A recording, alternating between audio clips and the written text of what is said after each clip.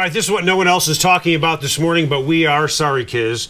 Okay. We are talking about it, but maybe nobody else is talking about it, and that is your column today. Okay. Yeah, it's hockey. So. On Jarome Iginla. We're not talking a lot of Avalanche hockey, and for good reason. I really don't think they're going to wind up making the playoffs. I agree with you. But is Jarome Iginla one of the reasons to watch the Avalanche? He's not the same Hall of Fame player that he used to be, and he's going to go in the Hall of Fame. Sure. He is a first ballot Hall of Famer. Absolutely. And it's amazing at his age that he is leading this young team in goals and assists. Landeskog has caught him, but his production has been pretty good.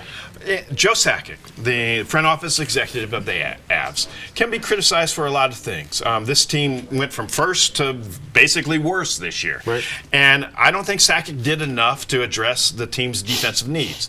But quite often, you know, in a young man's sport, and heck, every sport is a young man's sport, you bring in a 37-year-old and you have to wonder how much does he have left in the tank. Iginla has not only played well, this is a young team that I think the story of this season is they thought they were pretty darn good a year ago.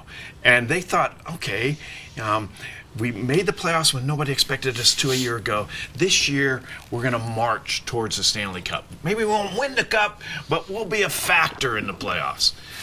What they forgot was how much focus and how hard it is to take that next step up. Their young players have failed to do that. And that doesn't make them bad guys. It just makes them guys that have learned hard lessons. But if you look at Iginla, and we've talked already in this show about the determination and the dedication it takes to put together a Hall of Fame career. It ain't easy because you have to do it every year. And he's been doing it. This is his 18th year. So he has sat in that locker room. He has taken the ice. And he led this team last night when they're virtually out of the playoffs. So the young guys can look at Iginla and say, if I want to be a Hall of Famer, I better steal some of those habits. They brought in Iginla, I think, for a number of reasons. I mean, they saw how many years in a row he kept scoring 30 goals, right, despite his age, right? So they looked at the Minnesota Wild series. Okay, this team was young.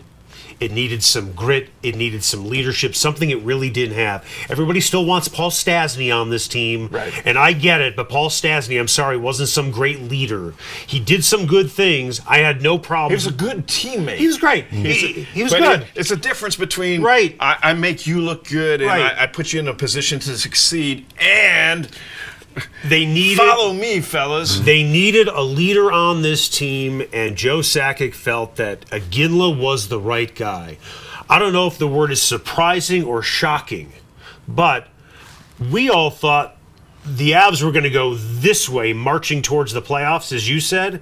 Instead, they beeped and went backwards with Iginla as their leader, and that is what is so puzzling to me. Here's your answer. Is Iginla early in the season looked old. He did look 37. And one of the basic rules of sports is you can only lead if you're making the tackle or putting the puck in the net. If you're just the guy, I'm the old guy and I used to know how it was and back in my day, if that's all you're bringing. That was Brian Dawkins last year here in Denver. Everyone thought he was a great leader, which he was, but he was always hurt. Yeah. So Iginla got off to a slow start. So because he was struggling to find his game early, he couldn't be the guy to lead the team.